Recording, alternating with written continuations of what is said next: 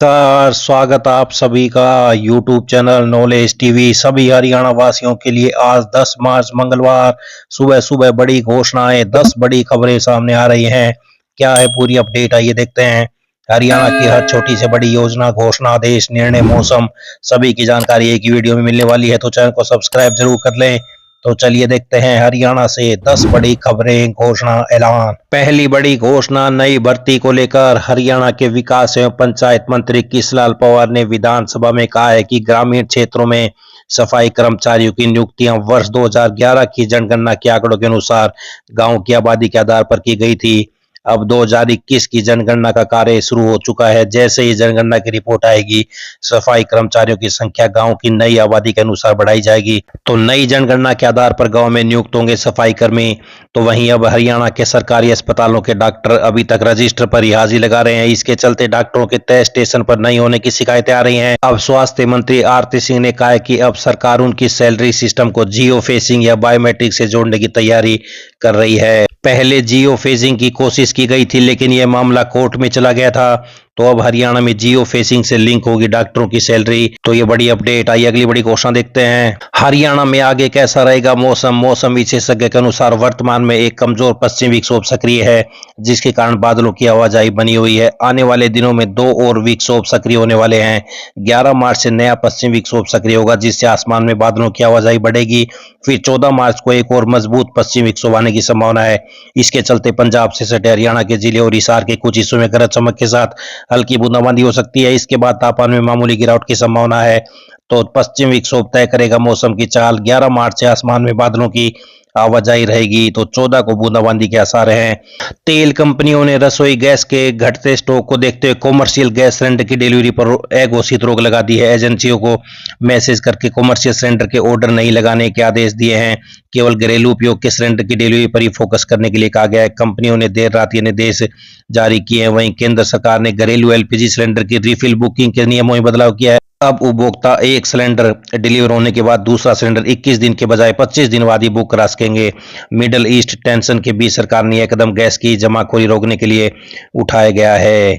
तो ये बड़ी अपडेट। अब 25 दिन में बुक होगा घरेलू सिलेंडर। कमर्शियल गैस सिलेंडर की सप्लाई पर रोक। आइए अगली बड़ी घोषणा देखते हैं। हरियाणा के मुख्यमंत्री नायब सैनी की अध्यक्षता में मंत्रिपरिषद की बैठक आगामी 24 मार्च को सुबह 11 बजे हरियाणा सिविल सचिवालय स्थित चौथी मंजिल पर बुलाई गई है।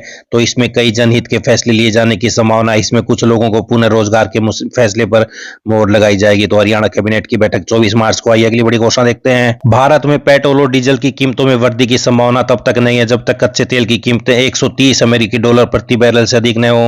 तो सरकारी सूत्रों ने सोमवार को कहा कि ईंधन की कीमतों में वृद्धि की संभावना नहीं है, क्योंकि भारत के पास पर्याप्त भंडार है। आर्थिक रूप से कमजोर और वंचित वर्ग के बच्चों को निजी स्कूलों में दाखिला दिलाने के लिए शिक्षा विभाग ने सत्र 2026-27 की प्रक्रिया का शेड्यूल जारी किया है। शिक्षा का अधिकार कानून के तहत निजी गैर सहायता प्राप्त स्कूलों में आरक्षित सीटों पर प्रवेश की प्रक्रिया मार्च से शुरू होकर मई की शुरुआत तक पूरी की जाएगी। विभाग द्वारा जारी नोटिस के अनुसार पहले निजी स्कूल सीटों की जानकारी पोर्टल पर अपलोड करेंगे। जिला शिक्षा अधिकारियों द्वारा दस्तावेज और सीटों का सत्यापन किया जाएगा। सभी प्रक्रिया पूरी होने के बाद अभिभावकों से ऑनलाइन आवेदन लिए जाएंगे और लॉटरी के जरिए बच्चों को स्कूल आवंटित किए जाएंगे। 31 मार्च से 7 अप्रैल तक अभिभावकों से ऑनलाइन आवेदन लिए जाएंगे।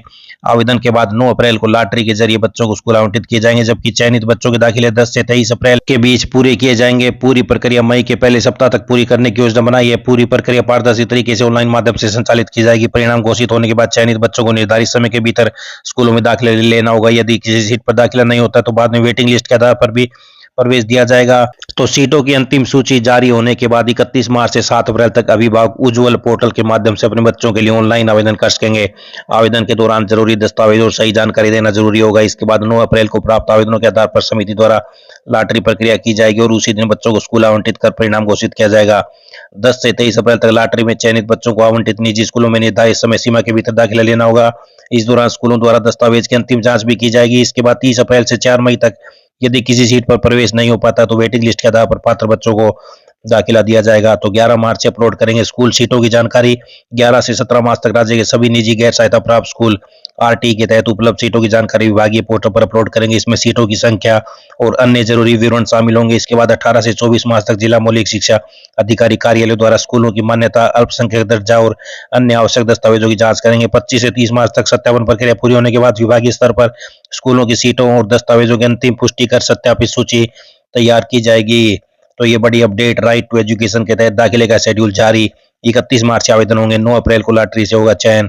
आइए अगली बड़ी घोषणा देखते हैं। सीएम नायब सैनी ने प्रदेश के लाखों लाभार्थियों को विभिन्न योजनाओं के तहत बटन दबाकर एक क्लिक से 1884 करोड़ रुपए की राशि डीबीटी के माध्यम से भेजी है। सेवा विभाग की सामाजिक सुरक्षा पेंशन योजनाओं के तहत 842 करोड़ 92 लाख रुपए की राशि सीधे 26,12,000 लाभार्थियों के खातों में डाल दी गई है, तो पेंशन डाल दी गई है। प्रधानमंत्री फसल बीमा योजना के तहत खरीफ 2025 फसलों के लिए किसानों को बीमा क्लेम वितरित किए गए हैं। मुख्यमंत्री ने बताया कि 1,67,460 किसानों के बैंक खातों में 711 करोड़ 69 लाख रुपए की बीमा राशि वितरित की गई है।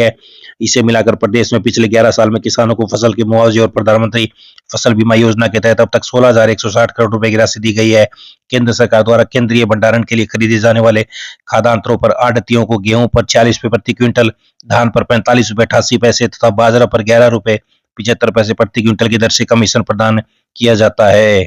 तो ये बड़ी अपडेट, फसल बीमा 1,67,000 किसानों के खातों में रुपए जारी। आइए अगली बड़ी घोषणा देखते हैं। तो पारदर्शिता बढ़ाने के लिए बड़ा कदम, नवनियुक्त कांस्टेबल को मेरिट स्कोर के आधार पर ऑनलाइन अलॉट होगा जिला।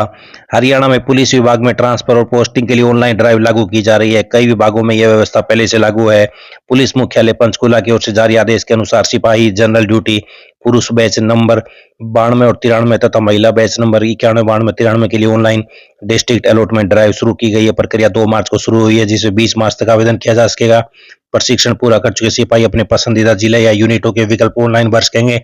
पुलिस मुख्यालय ने सभी जिला पुलिस अधीक्षकों, पुलिस आयुक्तों और हरियाणा सशस्त्र पुलिस की वाहिनियों को निर्देश दिए कि वे बेसिक प्रशिक्षण पास कर चुके सिपाहियों को इस प्रक्रिया की जानकारी दें। तो ऑनलाइन विकल्प होगा, सिपाही अपने रोल नंबर या मोबाइल नंबर के माध्यम से निर्धारित पोर्टल पर लॉगिन कर सकेंगे। वहां उपलब्ध जिलों या यूनिट के विकल्प दर्ज होंगे। उम्मीदवार प्राथमिकता के अनुसार जिलों का चयन कर सकते हैं। तो मानवीय हस्तक्षेप नहीं होगा, सॉफ्टवेयर लेगा फैसला।